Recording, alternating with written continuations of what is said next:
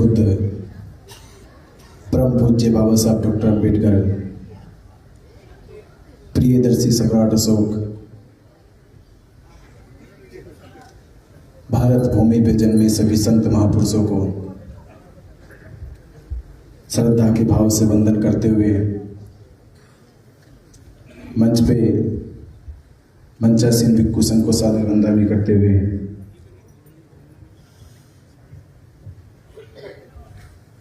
और आप सभी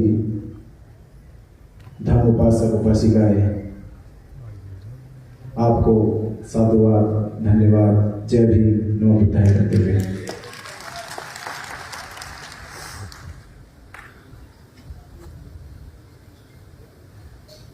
महाबोधि महाविहार, जिसकी मुक्ति के लिए हम वर्षों से इंतजार कर रहे हैं, वर्षों बीत गए, हमारी उम्मीद आज भी टिकी हुई है। आज भी हम वही सपना देख रहे जो सपना आज से 2300 वर्ष पहले सम्राट अशोक, प्रियदर्शी सम्राट अशोक ने देखा था। वही सुखाव देख रहे होंगे। उस दिन की दास्तां, जिस दिन सम्राट अशोक के जीवन में परिवर्तन हुआ और ये सीखा कि सम्राट अशोक के बारे में अक्सर लोग कहते थे कि सम्राट अशोक विश्व के सबसे शक्तिशाली व्यक्ति हैं, दुनिया में उनसे ज्यादा शक्तिशाली कोई नहीं है। उन्होंने जो युद्ध लड़ा है उस युद्ध को जीता है। उन्होंने कभी हार स्वीकार नहीं करी। जीवन में सैकड़ों युद्ध लड़े, सैकड़ों युद्ध जीते। इतने ताकतवर होने के बाद भी कलिंग युद्ध में तलवार गिरा दी, तलवार छोड़ी, नतमस्तक हुए, वंदन किया और ये कहा कि दुनिया में अगर कोई सबसे शक्तिशाली है वो तथागत बुद्ध का थंब है। मैं शक्तिशाली नहीं हूं, शासन शक्तिशाली नहीं है। संसार में कोई शासन शक्तिशाली है वो तो बुद्ध का शासन शक्तिशाली है। हम उसी महाबोधि महाविहार की लड़ाई लड़ रहे हैं जहां पर सिद्धार्थ गौतम के जीवन में एक बड़ा परिवर्तन हो गया। वो परिवर्तन हुआ जिसने बुद्ध बनकर युग परिवर्तन कर दिया। ऐसा युग परिवर्तन हुआ कि आज तक उस युग परिवर्तन की नींव में बौद्ध भिक्षु खड़ा होकर संसार को मार्गदर्शन दिया। विरासत संस्कृति की लड़ाई में बाबा साहब डॉक्टर अम्बेडकर जी की धम्म दीक्षा पर बाबा साहब डॉक्टर अम्बेडकर जी दीक्षा लेते इस नागपुर की पावन धरती से। जिस धम्म को समझने के लिए उन्हें वर्षों लगे, उसमें एक लाइन कह रहा हूं मैं कि लूटी संस्कृति हमारी दासहीन बनाया था।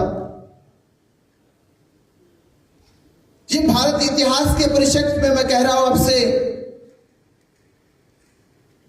कि भारत के इतिहास में बौद्धों की संस्कृति को लूटा कैसे गया, कि लूटी संस्कृति हमारी दासहीन बनाया था। बहू बेटी और बच्चों को घर के बाहर जलाया था। आंखों से टपके आंसू, कोई फरियाद सुन ना पाया था। होता रहा शोषण हमारा, कोई अल्लाह ईश्वर देवी देवता भगवान ना आया था। और लिया जन्म भीम ने जगत में, पढ़ लिख कर अनूठा ज्ञान पाया था। तोड़ मनवादी जंजीरों को, देश के शोषित पीड़ित समाज को आजाद कराया था। ये नागपुर की धरती पर जब दीक्षा ली तब पता चला कि हमारी कोई संस्कृति है, हमारी कोई सभ्यता है, हमारे भी जीने का आधार है। मनुष्य की पहचान इस आधार पर नहीं की जा सकती कि वह मनुष्य कितना धनवान है, समाज की पहचान इस आधार पर नहीं की जा सकती कि उस समाज में साधन संसाधन कितने हैं, बल्कि एक सभ्य समाज की पहचान इस आधार पे होती है कि उस समाज की शिक्षा का स्तर क्या है, उसके संस्कारों की पहचान क्या है और उसके व्यक्तित्व जीवन का व्यवहार क्या है, लोगों के प्रति उसकी जीवन शैली कैसे है। ये आधारित करती है हमारे सभ्य समाज की पहचान को। मैं जो कुछ कह रहा हूं उस पीड़ा को कह रहा हूं, जो पीड़ा आज तक समाज के सामने है। हमारे गुरु संगनायक जी ने कहा कि पहले भी आंदोलन हुए, लगातार 134 साल से आंदोलन जारी है और 134 साल में अगर आप इसके और इतिहास को देखोगे तो 1600 ईस्वी से ये चर्चा में आना शुरू हुआ था। इस आंदोलन को समझाने के लिए क्यों 134 साल तक हम संघर्ष कर रहे हैं, तो एक छोटी सी कहानी है। उत्तराखंड में एक हंस और हंसनी रहते थे। एक दिन हंसनी हंस से कहने लगी कि जीवन बीत गया, उत्तराखंड में ही साल गुजर जाता है,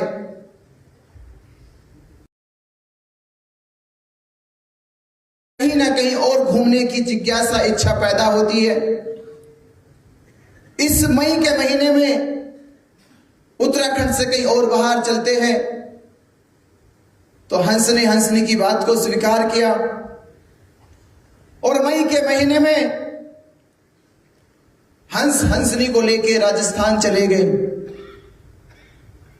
मई के महीने में राजस्थान की आग उगलती, वो रेत, वो रेगिस्तान, जहां दूर दूर तक गर्मी,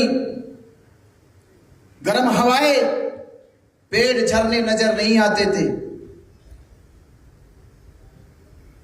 ठंडी हवाएं आती थी। और यहां तो पेड़ नजर नहीं आते, दूर दूर तक देखते हैं कहीं पेड़, कहीं पौधे, कहीं जंगल नजर नहीं आता, जहां तक देखते वहां तक गर्म रेत है। दूर कहीं एक बबूल का पेड़ नजर आया। बबूल के पेड़ पे दोनों जाकर बैठ गए। तो हंसनी कह रही थी कुछ तो हुआ है। हंसनी की बात खत्म नहीं हुई थी कि उस पेड़ पे उल्लू बोल गया। उल्लू बोल गया और हंस के कान खड़े हो गए कि उत्तर मिल गया। जहां उल्लू बोल जाता है वहां समझो सत्यानाश हो जाता है। ये उल्लू बोल गया। तो हंस ने तुरंत जवाब दिया, बस इसी कारण हुआ। ये वही जड़ है जिसके कारण रेगिस्तान की मिट्टी आग उगल रही है। ये वो उल्लू है। बात बुरी लगी। बोला मेरा पेड़, मेरा घर, मेरा इलाका और मेरे ही खिलाफ बोल रहे हो। उल्लू ने मन ही मन सोच लिया इसको तो सबक सिखाऊंगा, इसको ऐसे जाने नहीं दूंगा। अगले दिन जब हंस और हंसनी चले तो उल्लू ने हंसनी का हाथ पकड़ लिया और हंस से कहा कि चलो, खबरदार अगर इसके हाथ लगाया तो, ये मेरी पत्नी है, अगर कुछ बोले तो देख लेना जिंदा वापस नहीं जाओगे। अब इलाका उल्लू का है।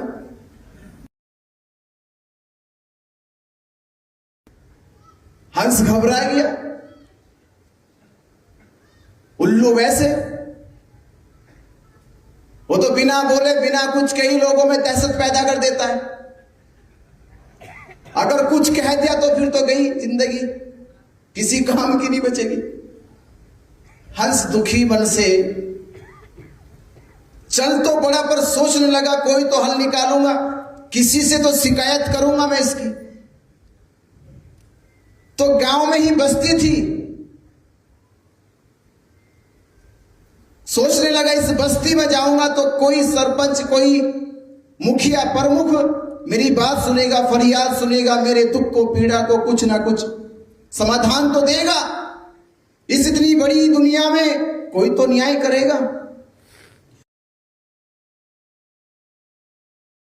उस बस्ती का सरपंच था गधा। सरपंच कौन था? उस बस्ती का सरपंच था गधा। गधा के सामने जाके अपनी बात रखी और गधे की सलाहकार थी लोमड़ी। गधे की सलाहकार थी लोमड़ी। गधों को लोमड़ी से अच्छी सलाह कोई और दे भी नहीं सकता और गधा और किसी की मानेगा भी नहीं। अगर किसी की मान सकता तो लोमड़ी की बस। हंस सही है, दोनों का मेल खाता है, रंग रूप एक है, बोलचाल एक है, चाल ढाल एक है। गधा मनी मन सोचने लगा हंस की बात सही है। उल्लू ने कोई दलील नहीं दी। उल्लू ने कहा सारी दलीलें हंस की भले सही हो पर पत्नी तो मेरी है,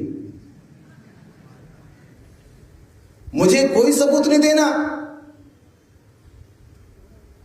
तो गधा फैसला सुना ही रहा था। तुमने आज तक कोई फैसला किया? सलाह तो मैं देती हूं, मेरी बगैर सलाह के फैसला नहीं हो सकता। गधे ने कहा तो बिल्कुल सलाह दीजिए, मैं तो इंतजार कर रहा हूं कि आप सलाह दें और मैं फैसला सुनाऊं।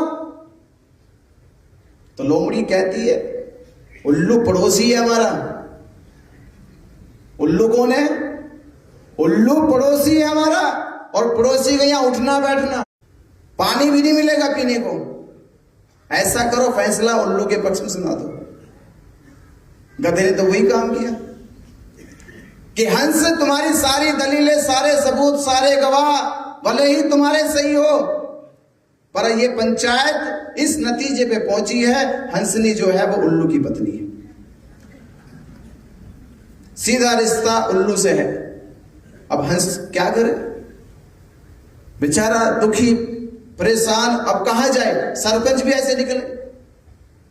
तो हंस रोता हुआ उत्तराखंड की ओर चला तो रास्ते में उल्लू ने रोका, रुक जा, रो मत, परेशान मत हो, मैं तो केवल तुम्हें तुम्हारी उस बात का जवाब दे रहा था जो तुमने कल बोली थी पेड़ पे बैठ के, कि जिस पेड़ पर उल्लू बैठ जाते हैं उस जगह का सत्यानाश हो जाता है। अगर सत्यानाश हुआ तो इन गधों की गद्दी पे बैठने से हुआ।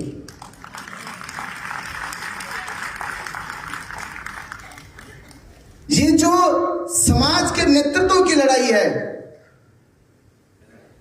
जब जब समाज बिना सूझबूझ के, बिना समझदारी के, बिना काबिलियत के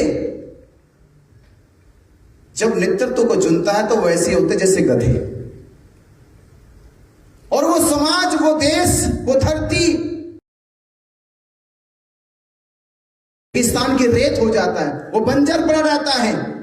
वो इंतजार करता कि कब कोई आएगा, इसमें बीज डालेगा, इसकी सिंचाई करेगा, इसे सुनसान जमीन को फिर से हरा भरा करेगा। और 134 साल से समाज, 134 साल से महाबोधि महाविहार, और ये समाज के भीतर अब तक खुशहाली क्यों नहीं आई, ये समाज तलाश कर रहा है।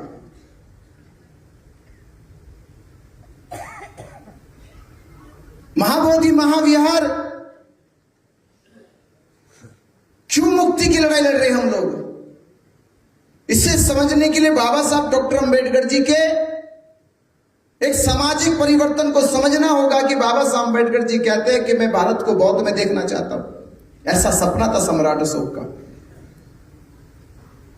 ये साकार कैसे होगा?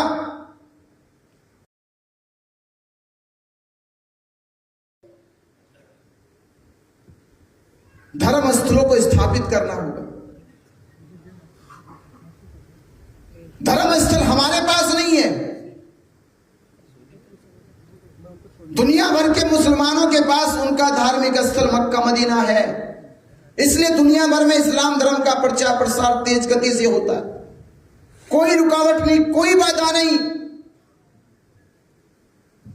ईसाई धर्म दुनिया में इसलिए गति से गतिमान हो गया, ईसाइयों के पास यरूशलेम वेटिकन सिटी का चर्च है, उनके नीति निर्देशन पे उसमें काम किया जाता है, गैर ईसाइयों की सलाह नहीं ली जाती। हिंदुओं की संस्थाओं में हिंदू पुजारी है, उनके आचार्य है,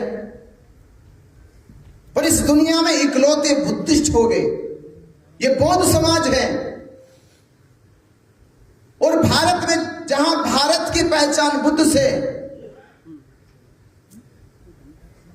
मैं अक्सर कहा करता हूं कि भारत में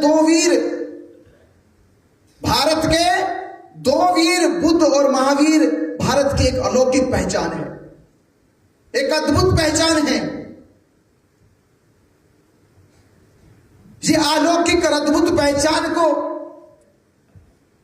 बाबा साहब डॉक्टर अम्बेडकर जी अपने सामाजिक परिवर्तन में कह रहे हैं कि मैं भारत को बौद्ध में देखना चाहता हूं।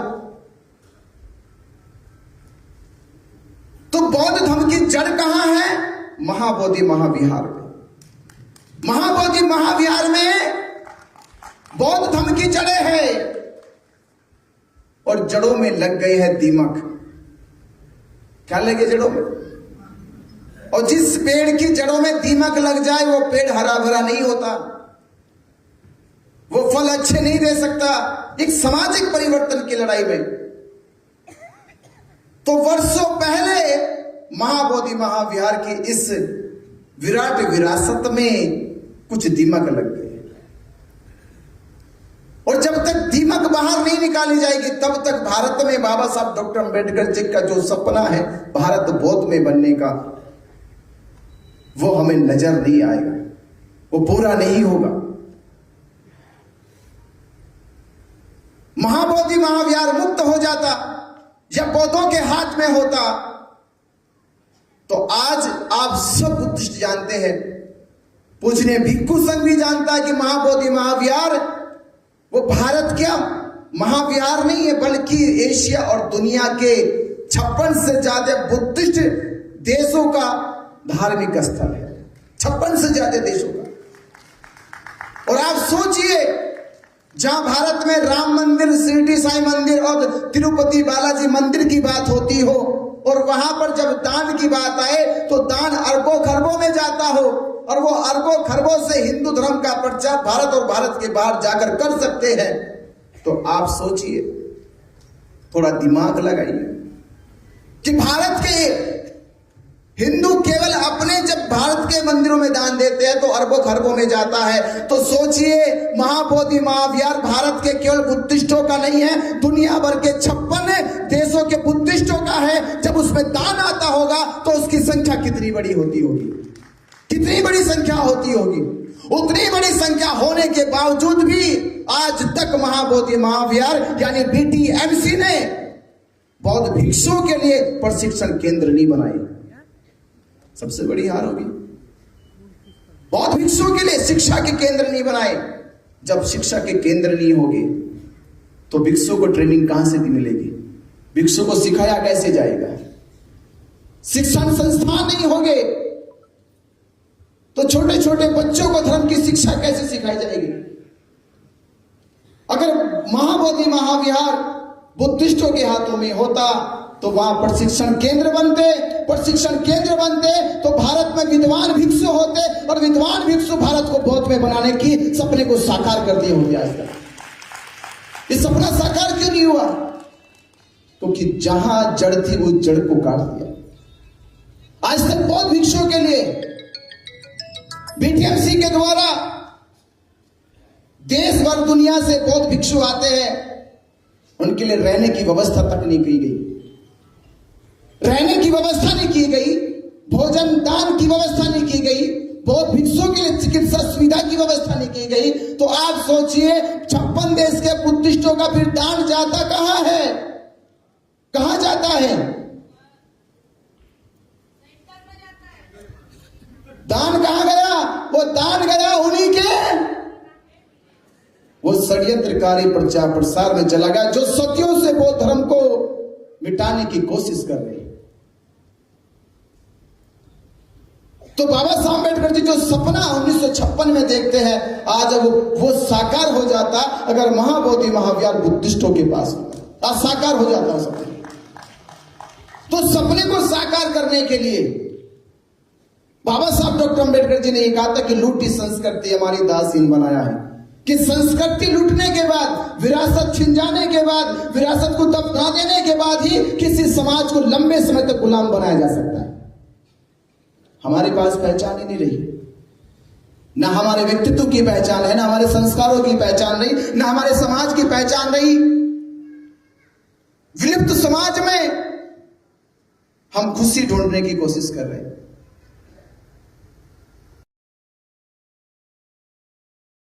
भी जाएगी, पर एक सभ्य समाज की जो खुशी होती है, जो जीवन का ढंग होता है, जो जीवन की शैलियां होती है, वो हम कभी प्राप्त नहीं कर सकते जब तक महाबोधि महाविहार मुक्त नहीं हो जाता।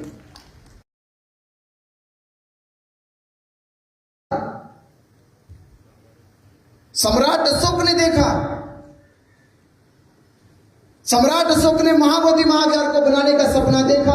वो इसलिए देखा कि सिद्धार्थ का जीवन बदला है। यहां से संसार भर में रहने वाले सन्यासी, साधु, साधक जब बोध में की ओर देखेंगे तो सिद्धार्थ के जीवन से बुद्ध बनने से प्रेरणा लेंगे, और कोई भी प्रेरणा समाज की प्रगति का कारण बन जाती है। जब हम किसी के जीवन के परिवर्तन से प्रेरणा लेते हैं तो वह परिवर्तन की प्रेरणा हमारे लिए प्रगति की धारा बन जाती है, प्रवाह बन जाती है। तो महाबोधि महाविहार अगर बुद्धिस्टों के पास होता तो आज भारत और भारत के साथ दुनिया वहां से प्रेरणा लेती और बौद्ध धर्म की प्रगति होती संसार भर में। और जो सपना हम भारत का देखते हैं, वो सपना एक दिन दुनिया को बौद्ध में बनाने का देखते हैं। क्योंकि आज से 200 वर्ष पहले भारत को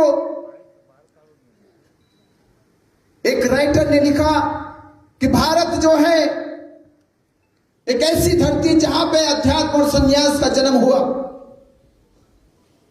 दुनिया में जितने भी देश है वहां नहीं जानते थे कि संन्यास क्या होता है, ग्रह त्याग क्या होता है। ग्रह त्याग की, संन्यास की और एक साधक की जो जीवन शैली है वो संसार को भारत से मिली है। भारत को विश्व गुरु कहते हैं। भारत में सिद्धार्थ जब बुद्ध बने उनको लाइट ऑफ एशिया कहते हैं। अब संकल्प ना लगाइए, मन तोड़ाइए, अगर बाबा साहब अम्बेडकर जी के दीक्षा के बाद अगर महाबोधि महाविहार बुद्धिस्टों के पास होता तो सच में लाइट ऑफ एशिया नहीं, लाइट ऑफ वर्ल्ड बुद्धा हो जाते। तो उसको बचाने के लिए मैंने अपनी पिछली कुछ मीटिंगों में कहा था, यह बचाने की लड़ाई है। किस चीज से बचाने की? कि वहां पर महाबोधि महाविहार जहां संबोधि को देखा जाता है, जहां शांति को देखा जाता है, जहां बुद्ध की कल्याणकारी मैत्री भावना को देखा जाता है, वहां पर आज हम लोग पिंडदान देखते हैं, श्राद्ध देखते हैं, पिंडा पुराने की रूढ़िवादी परंपराएं देखते हैं, अनुष्ठान देखते हैं, कर्मकांड देखते हैं। गई पिछली बुद्ध पूर्णिमा 12 मई को वहां पर शिवलिंग की पूजा करते हुए बिहार के राज्यपाल को देखते हैं। इससे बड़ी और हमारे शर्म की बात क्या होगी? ये क्यों देखा जा रहा है? इसका एक उदाहरण मैं आपको दे रहा हूं। जब मैं महाबोधि दान कर रहे, श्राद्ध कर रहे, मरे हुए को भोजन ट्रांसफर कर रहे, हमने ये पूछा, केवल लड़ाई नहीं, झगड़ा नहीं, विवाद नहीं, फसाद नहीं, कि आपको ये कर्मकांड जिसका संबंध हिंदू धर्म से है, ये बौद्धों का महाविहार है, इसमें करने की अनुमति किसने दी? किसकी इजाजत से किया? ये किसने अनुमति दी आपको आने की? मैं तो इतना जानता था कि हिंदू धर्म की ये रूढ़िवादी है, वो सारी परंपराओं का जो प्रावधान है वो वहां से 15 किलोमीटर दूर मंदिर विष्णु पद में होता है। इस सारे अनुष्ठानों को, इन विधियों को पूरा करने के लिए विष्णुपद मंदिर जाना पड़ता है, और तुम वहां छोड़कर यहां चले आए। इसकी इजाजत तुम्हें किसने दी? किसकी अनुमति से आए? और क्या आधार है महाबोधि महाविहार में ये पिंडे पुराने का? क्योंकि बुद्ध ने तो मुक्ति का रास्ता तब दिया था संसार को, जब संसार कह रहा था कि मरने के बाद मोक्ष मिलेगा, मरने के बाद मुक्ति मिलेगी। तथागत बुद्ध वो थे, भेजूंगा, मरने नहीं दूंगा, जीते जी दिलाऊंगा, संसार में रहते रहे दिलाऊंगा। पर आज उसी जगह से उनको इजाजत किसने दी कि वो श्राद्ध कर सके? इतना सा सवाल पूछा और इतने से सवाल का असर इतना बड़ा हुआ, इतना बड़ा असर हुआ कि उन्होंने एकजुटता संगठन बनाना शुरू कर दिया, सरकार पे दबाव बनाना शुरू कर दिया। सरकार ने तीसरे दिन वहां पर सीसीटीवी कैमरे, मोबाइल जो हमारे कैमरे होते, वीडियोग्राफी कैमरे और मोबाइल फोन,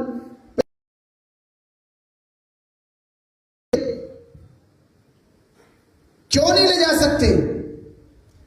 इसका मतलब यह कि चोरी पकड़ी गई आपकी, धोखाधड़ी। इस तरह का ढोंग पाखंड क्यों किया जा रहा था? और मैं तो मनी मन सोच रहा था तब कि जब ये केवल मेरे पूछने से हुआ इतना, तो हम अगर ये 1949 से लगातार जाकर पूछते तो आप सोचिए इसका असर क्या होता। अगर रोज पूछा जाता, रोज कहा जाता किसकी इजाजत से आए हो, किसने आने की अनुमति दी है, महाबोधि महाविहार बुद्धिस्टों का है, हिंदू धर्म के संस्कारों को कर्मकांड करने की तुम्हें किसने अनुमति दी है, अगर ये रोज पूछा जाता तो आप सोचिए इसका असर ये होता कि बीटी एक्ट तो बाद में रद्द होता, पहले वो छोड़कर भाग चले जाते, वो छोड़ जाते, क्योंकि जवाब उनके पास नहीं था। सवाल तो थे हमारे पास पर जवाब नहीं था। तो हमारे भीतर चेतना होनी चाहिए, सवाल तो करे, तलाश तो करे कुछ। नागपुर से उस दिन 13 मई को जो दम उपासिका थी, वो जो बिहार में गई, उनके सामने वो जय श्री राम जी हनुमान के नारे लगा रहे थे, इन्होंने विरोध किया, इनको सुनाई दिया ना कुछ कि कुछ गलत हो रहा है, ये बर्दाश्त के बाहर है। क्योंकि चेतनशील व्यक्ति शांत नहीं रह सकता, कुछ तो प्रतिकार करेगा। उस प्रतिकार का विरोध झेलना पड़ा। जैसे जैसे उन्होंने बयां करा कि उनके साथ मारपीट हुई थी, उनको बाहर निकाल दिया गया था, बाहर आके उन्होंने धरना दिया, पुलिस के ऊपर इल्जाम लगाए कि पुलिस सिविल ड्रेस में गुंडे रखती है, बाहर से जो बौद्ध उपासक आते हैं उनको पिटवाती है, उनके सामने जय हनुमान जय श्री राम के नारे लगवाती है। इस सारे घटना चक्र 12 तारीख को भी घटित हुए। ऐसा नहीं कि 13 को 12 तारीख को डोंगेश्वरी पहाड़ी पे भी हुए। 12 तारीख को 13 तारीख को ये घटनाएं जानबूझकर इसलिए की जाती है कि आने वाले बुद्धि,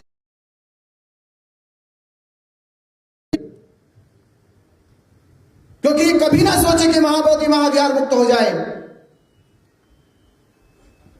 उस दिन, उस रात को, उस शाम को केवल उस दहशतगर्दी से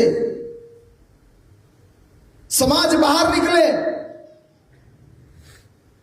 और सिविल ड्रेस में रहने वाले उन गुंडों को जवाब मिले। और ये जवाब दिया गया है, और ये जवाब समाज दे रहा था जब ये कहा गया था कि 12 तारीख को 12 लाख लोग बौद्ध इकट्ठा हो गए, एकजुट हो गए, और पूरे देश में प्रचार प्रसार होने लगा कि इस बार तो भारत से लाखों बुद्धिस्ट बोध गया पहुंचेंगे, महाबोधि महाविहार मुक्त होगा।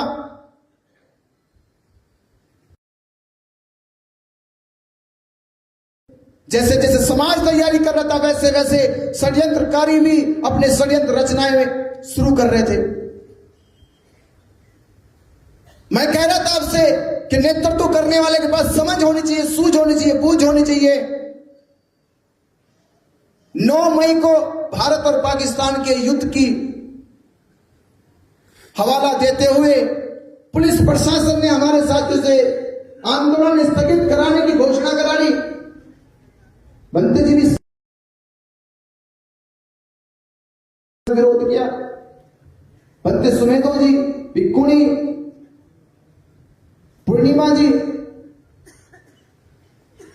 आंदोलन स्थगित हुआ। मैं उनसे पुलिस ने मुझे फोन किया, इंस्पेक्टर मिलने आया कि आप इस पर हस्ताक्षर कर दीजिए।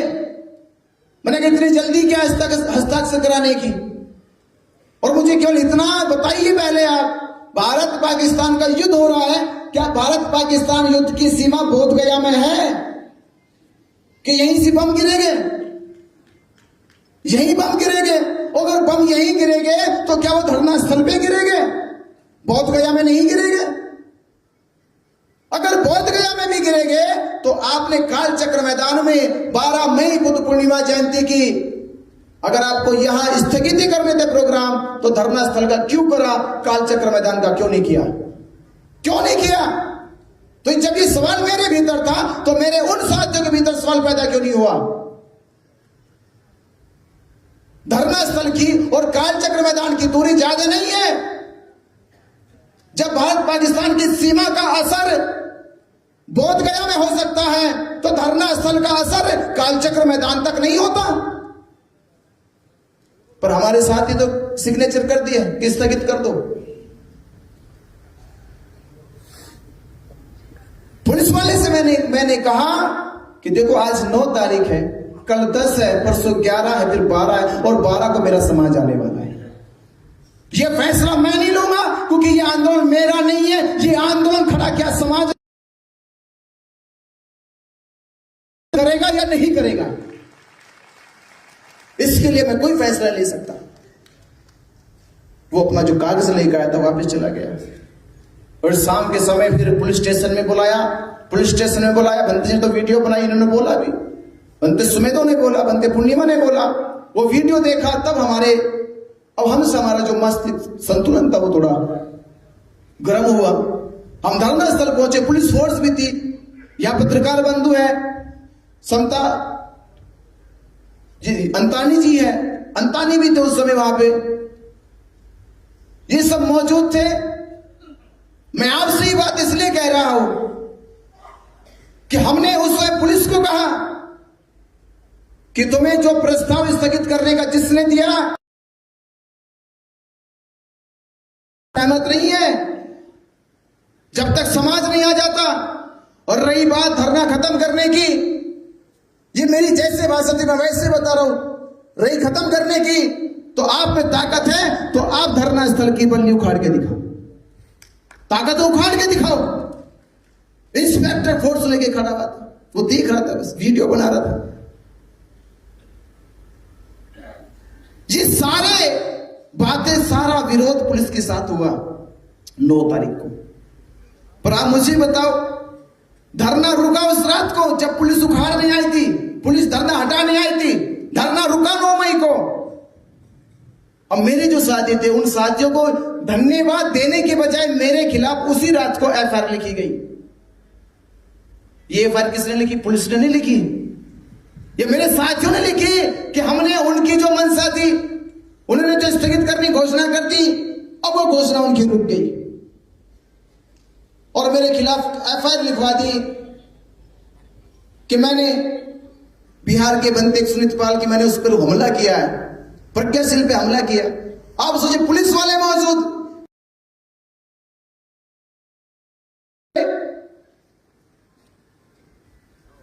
मैं हमला क्यों करूंगा और क्या दुश्मनी मेरी उनसे? ये बात तो पुलिस के बीच में हो रही थी, पर उनकी चोरी पकड़ी जाए, समाज आ जाएगा, सवाल तुमसे पूछेगा, इससे पहले बिना चेहरे पे मुकदमा करो, इसको जेल भिजवा दो, बात खत्म हो जाएगी। ये 9 तारीख गुजर गई और मैं समझ गया साजिश से।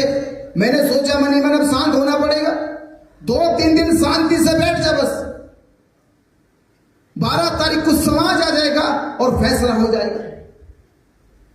12 तारीख देखी आपने, अब 12 तारीख तो आप ही के सामने सब कुछ हुआ, जैसा भी हुआ।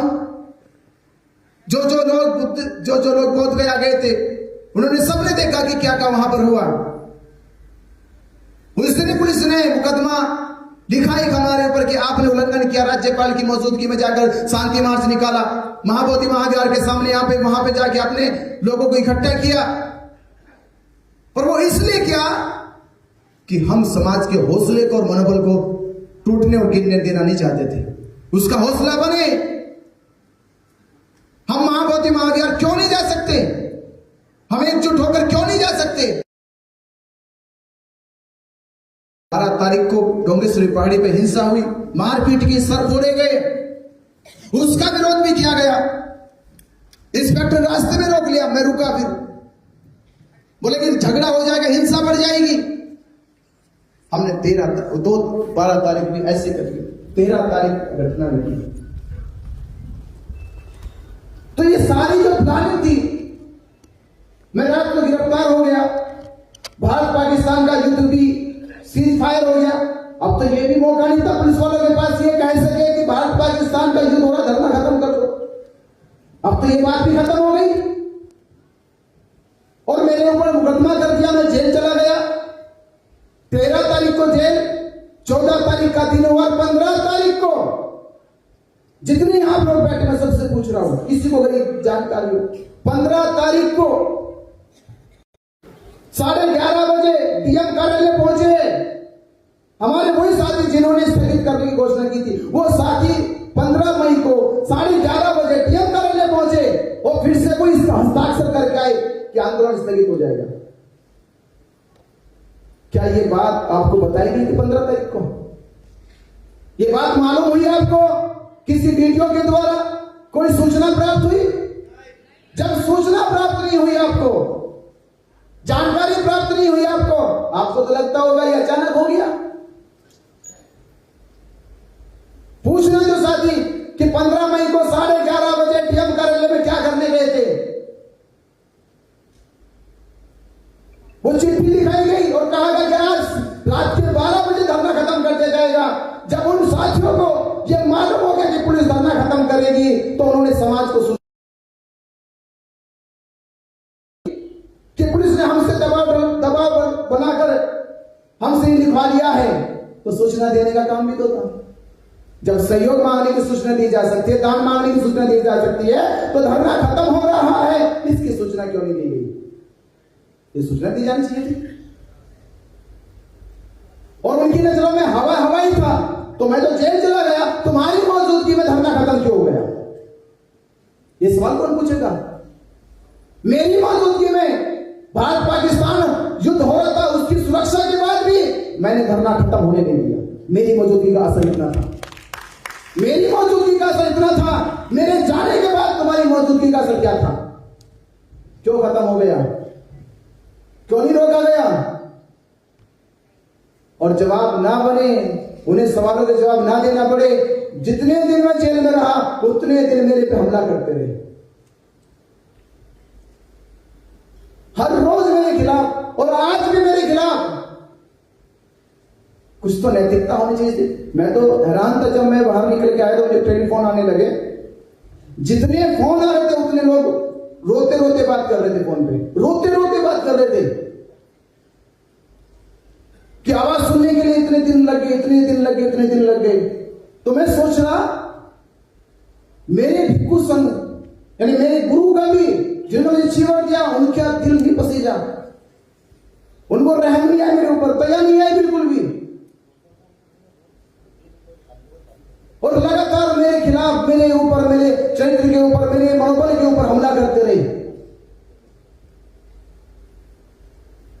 पर इसका जवाब मैंने नहीं, इसका जवाब आपने दिया। आज आपने इसका जवाब दिया है।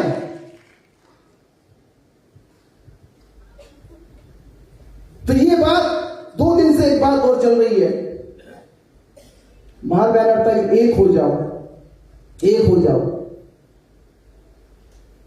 3 कमेटी, 3 संगठन के लोग अलग अलग मिले। मैंने उनसे कह दिया, मुझसे जो भी उम्मीद लगी, जो भी अपेक्षा मुझसे कर रहे हो, मेरा जवाब मांगे बगैर जो तुम सोच रहे हो वही कर लो। मेरा जवाब मांगे बगैर जो तुम सोच रहे हो वही कर लो। मैं भूल जाऊंगा कि मेरे ऊपर जो हुआ, मैंने जो सहन किया, मेरी इस सहनशीलता के बाद भी अगर आंदोलन समाज की भावना को जोड़ा जा सकता है और महाबोधि महाविहार एक साथ मिलकर बचाया जा सकता है, तो मेरी कोई पीड़ा नहीं, मेरा कोई दुख नहीं और मेरा कोई कष्ट नहीं।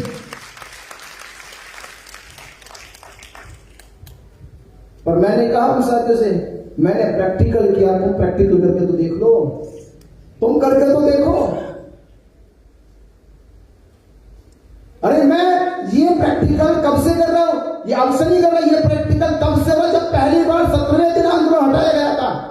मैं तब से प्रयास कर रहा था कि समाज को जोड़ के काम करो, समाज को यूनाइटेड करके काम करो, पर कोई असर नहीं हुआ, आज तक भी असर नहीं हो रहा। तो मतलब एक करने की मैंने प्रैक्टिकल किया, तुम भी करके देख लो, करके तो देखो।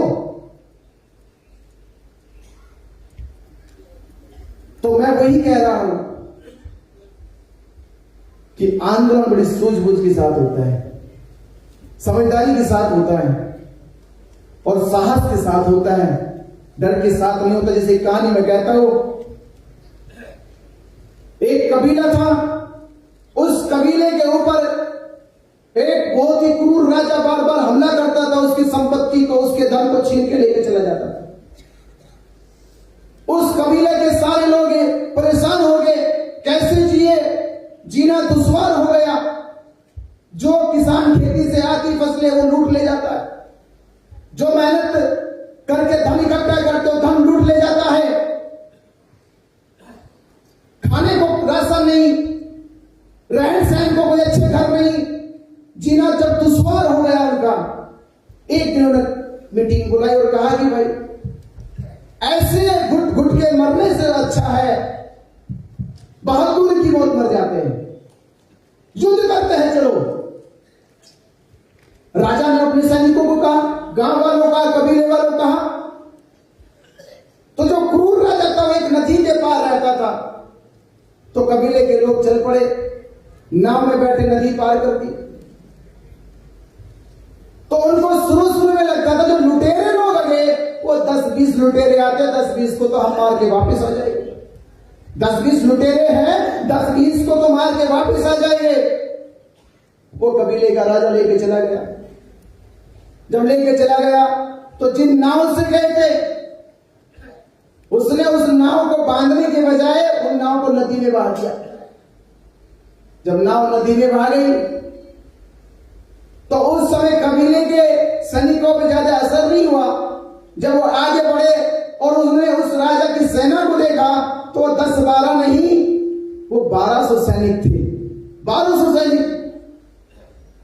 तो जब 1200 सैनिकों को देखा तो सेनापति से कहते कि आपने तो हमारे मरवाने की पूरी तैयारी कर रखी है। आप तो कहते थे कि 10-12 लुटेरे हैं बस केवल, यहां तो ये 1200 की संख्या में है, इनसे हम कैसे लड़ेंगे, ये तो हमको मार देंगे। और सेनापति कहने लगा तो मार तो देंगे और मरना तो अब है ही है। देखो नाव की बचने की भागने वाली नाव चली गई और पीछे जाओगे तो डूब के मरोगे और आगे जाओगे तो लड़के मरोगे। अगर डूब के मरोगे तो समाज कहेगा कि कायरता की मौत मरे हैं भागकर, और लड़के मर गए तो समाज कहेगा शहादत की मौत मरे। तो आंदोलनकारी साहस से होते हैं, वो घबराते नहीं, वो डर नहीं लगता उनको। तो ये आप कुछ नहीं समझा रहा, युद्ध लड़ने के लिए, आंदोलन करने के लिए, परिवर्तन लाने के लिए बगावत करनी पड़ती है। सिद्धार्थ गौतम ने जब अपना घर छोड़ा, उन्होंने परवाह नहीं की थी, बस अटल निश्चय कर लिया। वो साख्य वंशों के प्रस्ताव में समर्थन में नहीं थे। एक बार तब परिवर्तन किया, तब साहस दिखाया, दूसरा साहस तब दिखाया जब वो आखिर बोध गया पहुंचे। 5 अपने गुरु भाइयों को छोड़ दिया, 5 ने इल्जाम लगाए कि पद भ्रष्ट हो गया, धर्म छोड़ दिया है, विनय तोड़ दिया है। तो इसकी परवाह नहीं कर सिद्धार्थ अपने मार्ग पे आगे अटल रहे और आखिर परिणाम वही आया कि सिद्धार्थ का मार्ग बुद्ध तक चला गया और बुद्ध बनने के बाद उन पांचों का मार्ग भी बुद्ध की शरण में आ गया। तो इसकी फिक्र नहीं करनी चाहिए परिस्थितियां कैसी है, स्थितियां कैसी है, फिक्र इस बात की होनी चाहिए कि मेरा रास्ता सही है और सत्य का है। तो जब सही होगा, सत्य का रास्ता होगा, तो मुसीबतें तो होगी पर परिवर्तन एक दिन जरूर होगा। मुसीबतें भले हो, परिवर्तन एक दिन जरूर होगा। और मुझे आशा और उम्मीद लगती है जिस तरह से देश भर में आंदोलन समाज के बीच में पहुंचा और सुप्रीम कोर्ट की हमारी कानूनी लड़ाई भी, मुझे लगता है कि वो धीरे धीरे वो भी मजबूत होगी, क्योंकि वहां भी समझ में आ गया। वहां का आधार ये है कि पहले उन लोगों ने ये सिद्ध करने की कोशिश करी, सिद्ध क्या कि उन्होंने ये आधार बना रखा कि बुद्ध विष्णु के अवतार है। हमें पहले ये खारिज कर देना, कोर्ट में कुछ नहीं करना, कोर्ट में केवल ये खारिज करा देना है, ये सिद्ध कर देना है कि बुद्ध विष्णु के अवतार नहीं है, तो हम उसका 90% केस जीत जाएंगे। केवल ये सिद्ध कर देना है कि कोर्ट में बुद्ध विष्णु के अवतार नहीं। और दूसरी लड़ाई समाज जो लड़ रहा है, आप एक जजमेंट सुप्रीम कोर्ट का जो राम मंदिर के पक्ष में आया था, सुप्रीम कोर्ट ने फैसला सुनाते समय ये आधार खारिज कर दिया कि यह मामला मंदिर और मस्जिद का है, बल्कि ये कहा कि यह मामला भारत के करोड़ों हिंदू की आस्था का है।